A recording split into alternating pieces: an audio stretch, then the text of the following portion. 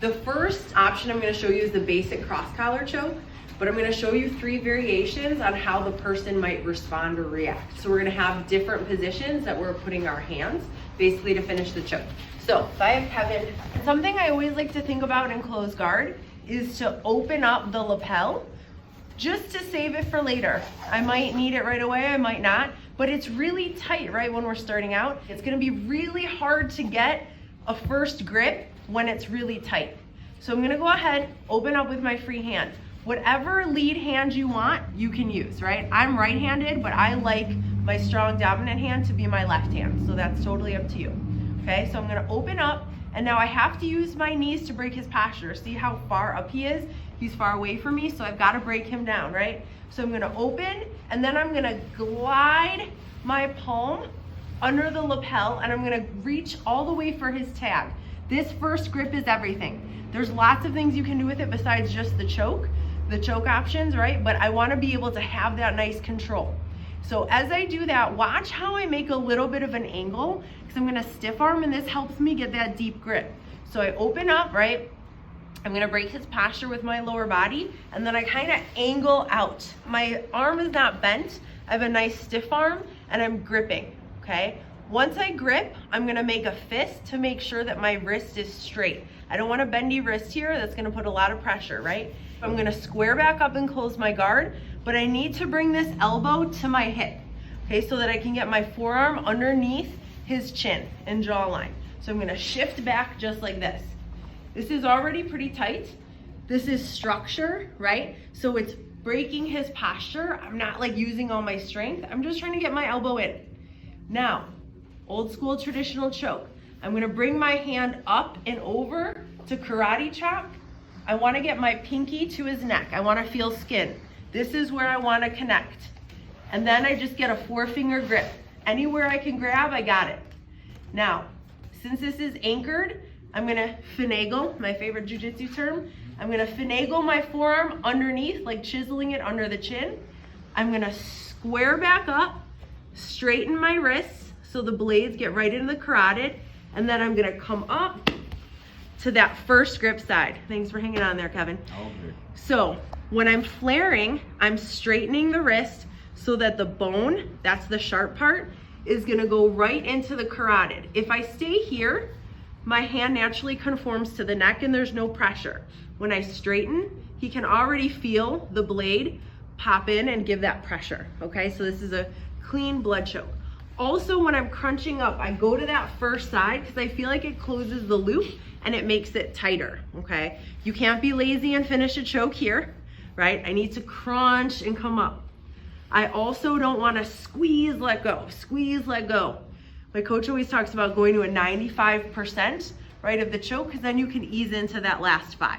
But if I start doing that where I go 100 and then let go, they're going to be able to breathe through that. So one more time, we're here. I'm gonna start getting my grip. I have my angle, I'm looking at his ear. Swim back in, I square back up. Come around, chop, get the grip, anchor, get my forearm underneath. I'm gonna straighten and come up, just like that. But what happens is that Kevin's gonna realize this is going on and doesn't want me to finish this, so he might like bury into me, right? Exactly, bring his head down low so I can't get this second grip.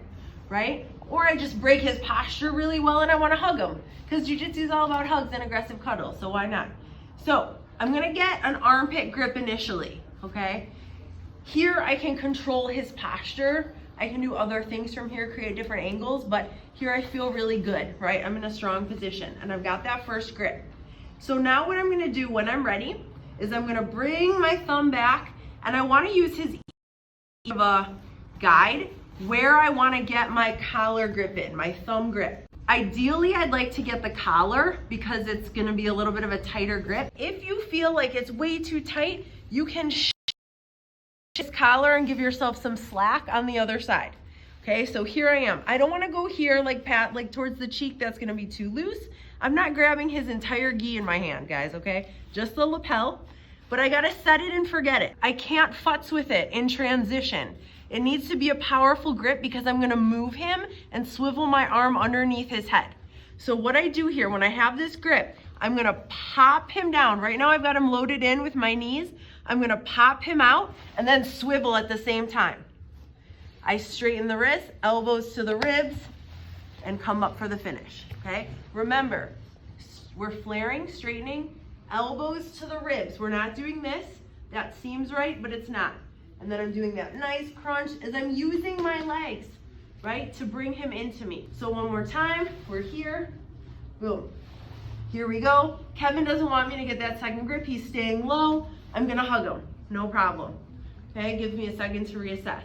I'm gonna come in, get my grip, got it. I'm gonna pop him out with my legs. This is all my legs.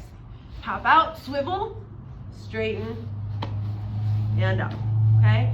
If the collar's so tight and there's just no way you're getting your thumb in, you could get the gi material. It might not be as tight, right? But I could still do it. I've gotta hold on here though, because what I don't want is to pop, come around and like re-grip. That ain't gonna happen, okay? So we really need to make sure that we're secure with that grip. Boom, and there we go. So this third option is a great option. I feel like this is how kids are taught to choke initially, because it's a little more intuitive, I think, when you're like flaring to straighten the wrists, and it's a little bit maybe easier for them to understand, but it's a great option when you can make an angle to go palm up, right? So our first one was palm up, forefinger, then palm up, thumb in, and now this one's gonna be palm and palm. Okay, so I'm still getting my first grip. Here we are, I'm pulling them in, but now as I'm going for this grip, let's say Kevin tries to block with this arm, right? Yep, or he can come into the armpit, right? He wants to control me, yep, here we go, right? He doesn't want me to get that second grip. So what I'm gonna do now is I'm gonna angle out, I'm gonna do an oblique crunch, and I'm gonna get to the side. I'm gonna swim under his arm. This gives me space. Here, I'm looking at his ear. I'm gonna come under. So we're going palm up grip on the other side. This one doesn't have to be as deep. I grip it, I come in, super tight. Still going towards that first grip, okay? So if Kevin kind of postures up for a second, so you can see, I'm just going palm up. Both palms, straighten the wrists, bringing my elbows to the ribs, and up. That's what it would look like, right? But it's gonna be hard. I mean, sure, if the person's not defending, maybe I can just get it from here. But as I'm going for this grip, right, he's gonna defend, I make an angle. Jiu-Jitsu is all about angles. I can swim underneath this arm and come underneath. This gives me the space, boom. And I'm coming under the arm, not over. It's gonna be really hard to get underneath his neck. And there it is.